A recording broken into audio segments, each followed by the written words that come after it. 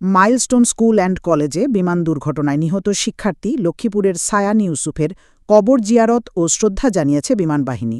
মঙ্গলবার দুপুরে সদর উপজেলার বশিকপুর ইউনিয়নের বশিকপুর গ্রামের সায়ানের বাড়িতে যান বাহিনীর ১৩ সদস্যের একটি প্রতিনিধি দল।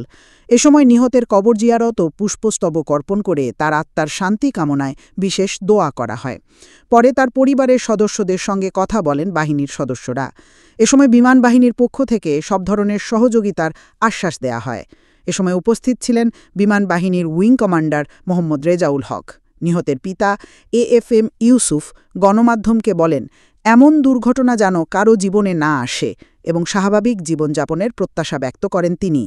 স্বজনরা স্মৃতিস্তম্ভের দাবি জানান। বিমান বাহিনীর উইং কমান্ডার মোহাম্মদ রেজাউল হক বলেন যে, আমরা বিমান বাহিনীর প্রধানের নির্দেশে নিহত শিক্ষার্থীর কবর জিয়ারত করতে এসেছি এবং তার পরিবারকে গভীর সমবেদনা জানিয়েছি। এই দুর্ঘটনায় একটি তদন্ত কমিটি গঠন করা হয়েছে। এর আলোকে আমরা সামনে ব্যবস্থা নিব। উল্লেখ্য, রাজধানীর মাইলস্টোন স্কুল অ্যান্ড কলেজে বিমান বাহিনীর একটি প্রশিক্ষণ বিমান বিধ্বস্ত হয়ে গুরুতর দগ্ধ হয় ৭ম শ্রেণীর শিক্ষার্থী সায়ান ইউসুফ।